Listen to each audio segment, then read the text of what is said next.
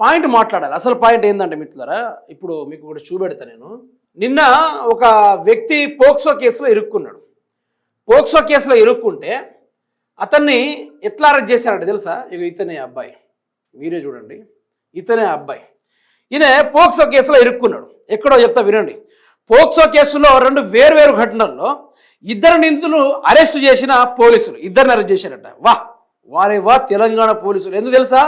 బీదోడు, పేదోడు, బ్యాక్గ్రౌండ్ లేనోడు, వీళ్ళ ఏం తంబాకమ్మలే, వీళ్ళ ఏం జై శ్రీరామ్ అనుకుంటూ నినాదాలు ఇయ్యలే, వీళ్ళ ఏమో ఆ హిందూ ధర్మాన్ని అడ్డం పెట్టుకొని కాషాయం జెండా కప్పుకొని నరేంద్ర మోడీ తోటి ఫోటోలు దిగలే.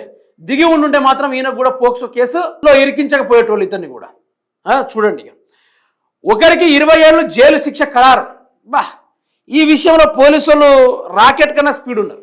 ఎక్కడ జరిగిందో వినండి. ఇది సంగారెడ్డి జిల్లా రాజంపేటలో మైనర్ బాలికపై అత్యాచారానికి పాల్పడిన యాదగిరి అనే వ్యక్తికి 20 ఏళ్ళు జైలు శిక్షతో పాటు 5,000 జరిమానా విధించిన పోక్సో ప్రత్యేక న్యాయమూర్తి శ్రీలేఖ.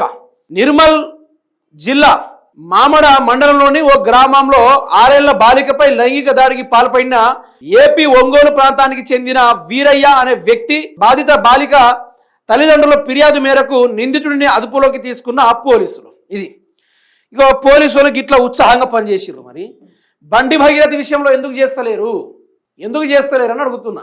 అయితే మళ్ళీ ఇంకొకసారి చెప్తున్నా, ఏ పార్టీ భారతదేశంలో అత్యంతగా లైంగిక వేధింపులకు పాల్పడిందని మళ్ళీ ఒకసారి గూగుల్లో కొట్టండి. లటక్కుని వచ్చేస్తుంది ఫస్ట్ వెబ్సైట్లా, ఫస్ట్ చరిత్రలోనే ఇట్లా నిటారుగా దిగితే అనుకుంటా బీజేపీ అనుకుంటూ వస్తుంది. అర్థమైంది.